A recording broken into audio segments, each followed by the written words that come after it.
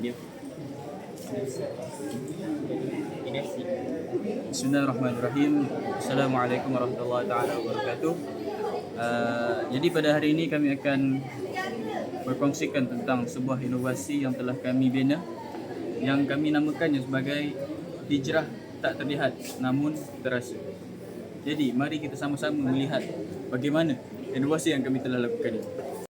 Jadi tujuan kami buat projek ni adalah supaya orang-orang yang berkeperluan khas seperti orang buta dan low vision, supaya mereka dapat sama-sama seperti orang biasa menghayati dan merasai hijrah pengorbanan Nabi Muhammad SAW ni daripada Mekah ke Madinah.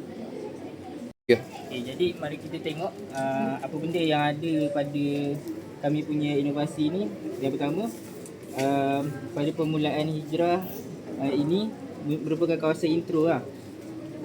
Jadi bagi menunjukkan permulaan kepada peristiwa hijrah ni, kami letakkan penutup botol ni sebagai indikator kepada permulaan.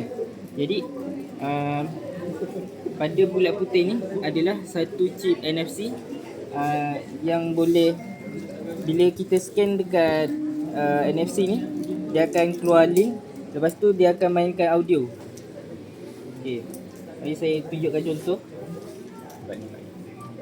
Okey, jadi dia akan keluar macam ni, keluar link. Jadi kita tekan open link.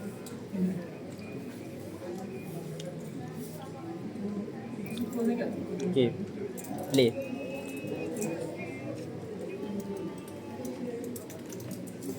Dia tengah loading. Perjalanan hijrah Nabi Muhammad SAW dari Mekah ke Madinah. Okey, jadi dalam audio ni adalah merupakan penerangan kepada peristiwa hijrah ni lah. Jadi bila dia dah dengar audio daripada NFC ni, dia akan bergerak ikut tali. Okey, dia akan gerak ikut tali. Bila sampai pada simpulan ni menunjukkan checkpoint yang seterusnya lah. Jadi dia akan kat sini ada braille, tulisan dan juga NFC juga lah, untuk bagi penerangan pada checkpoint ni pada di Mekah. Jadi ini merupakan braille tulisan dan tulisan Rumi MEKAH Mekah. Okey, jadi bila dah habis je checkpoint ni, dia akan bergerak ke checkpoint yang seterusnya. Betul.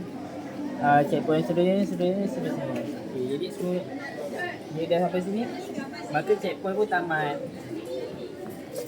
Okay.